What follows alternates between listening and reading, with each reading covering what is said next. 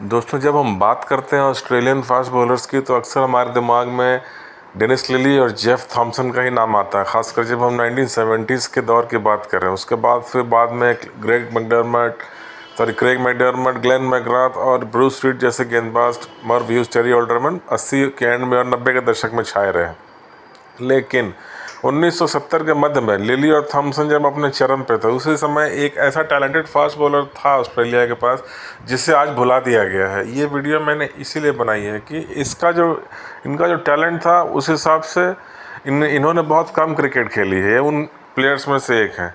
इनका नाम है गैरी जॉन गिलमोर या गैरी गिलमोर।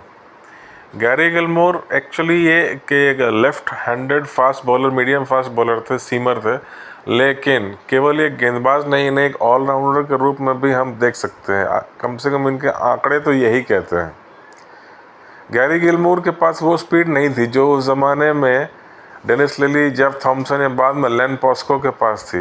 ये एक मीडियम फास्ट बॉलर था, लेकिन इनकी जो सीम मूवमेंट थी वो काबिल तारीफ थी। वैसी मूवमेंट सिर्फ डेनिस लिली के पास थी उस ज़माने में।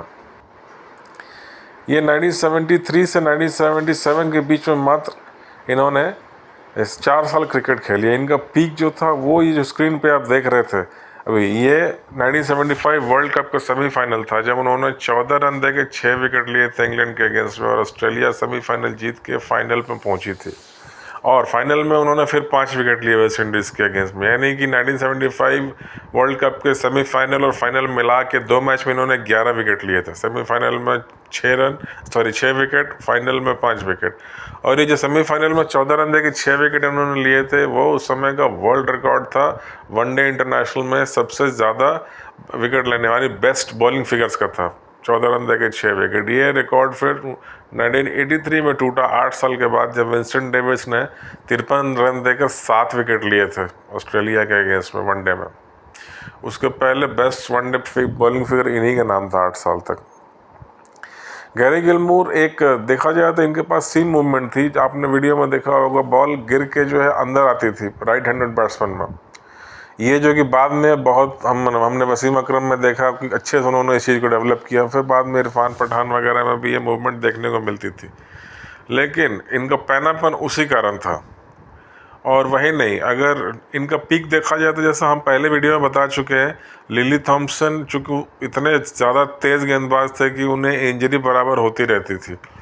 तो जब भी 1973 से 76 के बीच में ये लिली या थॉम्सन इंजर्ड होते थे तो उनकी कमी को गैरी गिलमोर ने बड़ा बखूबी निभाया था और ऑस्ट्रेलिया को जो है एक तरह से एक ताकत के रूप में बनाए रखा था उस ज़माने में जब वेस्ट इंडीज़ वगैरह के तेज़ गेंदबाजों से सामना होता था। तो इनका पीक 1975-76 का सीज़न था, जैसे कि एक ये वर्ल्ड कप का जो मैंने बताया परफॉर्मेंस।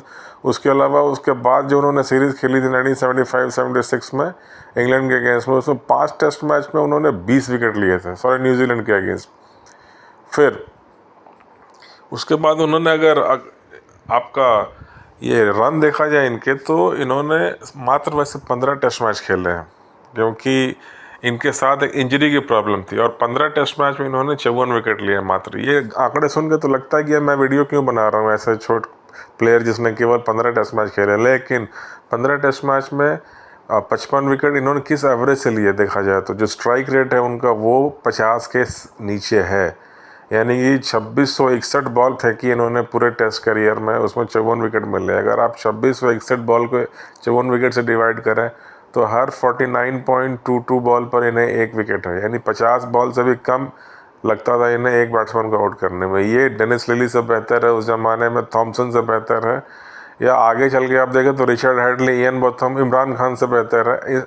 यानी कि तब इससे पता चलता है कि पैनापन कितना था इनकी गेंदों में और बैट्समैन को कितनी जल्दी आउट कर लेते थे। कम से कम जो बड़े बड़े नाम है, Lillee, Thomson, Imran Khan, Hadlee, इनसे बेहतर है इनका जो स्ट्राइक रेट है। इन सबका स्ट्राइक रेट जो चारों पांचों गेंदबाज मैंने उनका 51, 52, 50 ऐसे है, जबकि गैरी गिलमोर का 49.22 है। इन्होंने बैटिंग एवरेज में देखा जाए तो टेस्ट मैच में 1 सेंचुरी और 3 हाफ सेंचुरी बनाई है मात्र 15 टेस्ट मैच में। इनका बैटिंग एवरेज 23 का रहा है, यानी ये बिल्कुल एक टेल एंडर बैट्समैन नहीं थे। और बहुत बार उन्होंने अपने ऑलराउंड परफॉर्मेंस से टीम को जो है बचाया।